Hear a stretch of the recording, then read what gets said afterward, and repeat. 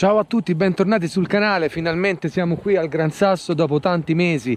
L'ultima volta sono stato qui alla fine di maggio, forse verso la metà di maggio, c'era un sacco di neve, era ancora un ambiente tardo invernale.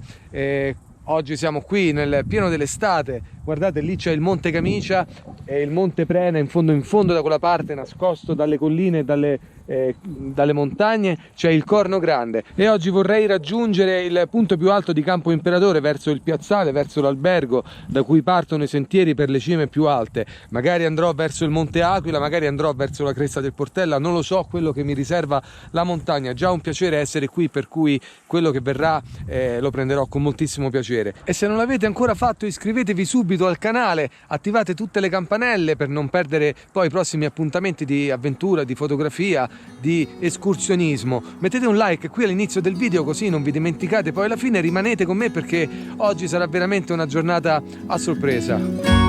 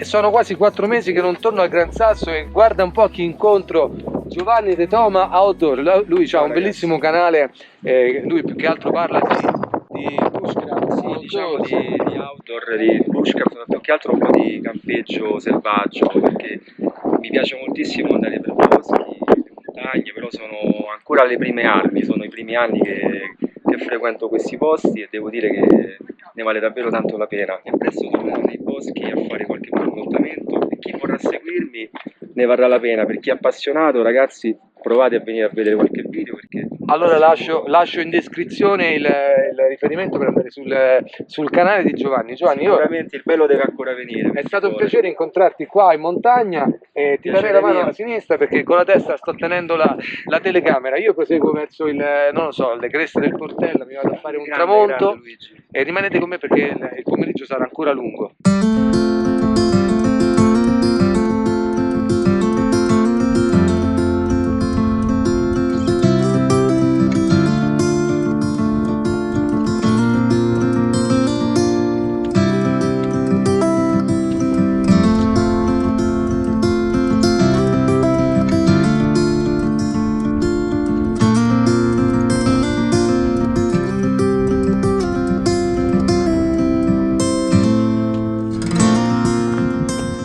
Superato da poco il rifugio Duca degli Abruzzi. Il panorama qui è come al solito splendido e stupendo.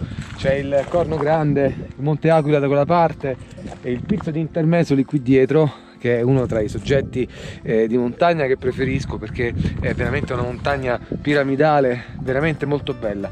E mi trovo qui in un punto un po' riparato dal vento perché questa sera il vento è davvero fortissimo, ci sono delle raffiche molto potenti, forse si può vedere dalle bandiere lì del rifugio Duca degli Abruzzi che sono molto tese, per cui dovrò un po' cambiare il programma. Io volevo raggiungere il Monte Aquila, magari ci riuscirò, magari no.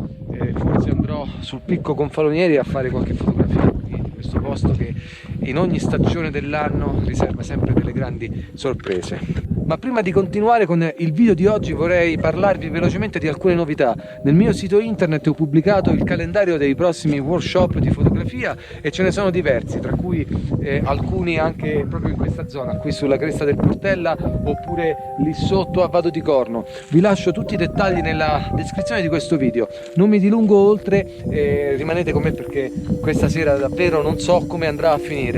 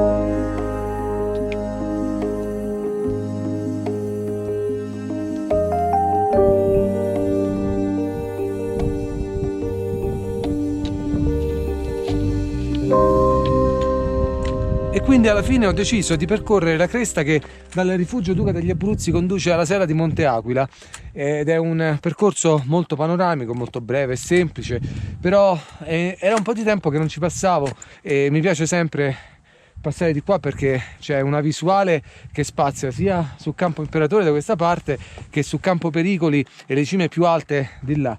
E questa sera la situazione è piuttosto particolare, c'è un po' di umidità nel cielo, c'è qualche nuvola, però insomma è una serata estiva anche se abbastanza fresca. Ed interessante, qui ci sono quelle nuvole, guardate, che dal versante teramana cercano di scavallare le montagne, il Monte Brancastello, l'Infornace, il Monte Prena, per passare su Campo Imperatore, però evidentemente a causa delle correnti del vento molto forte che c'è da quella parte lì non riescono e si fermano là, creano un effetto molto interessante. Magari più tardi cercherò di fotografarle con un polarizzatore, vediamo un po' che cosa si può fare. Ed io sto fotografando questa escursione con l'obiettivo fisso, il 35 mm, che ha una visuale abbastanza ampia qui in alto e sicuramente ha una resa ottica molto interessante. Proseguirò adesso ancora per un po' e poi deciderò che cosa fare, magari andare sul Monte Aquila oppure trattenermi qua in questo posto e magari fotografare Campo Pericoli al tramonto.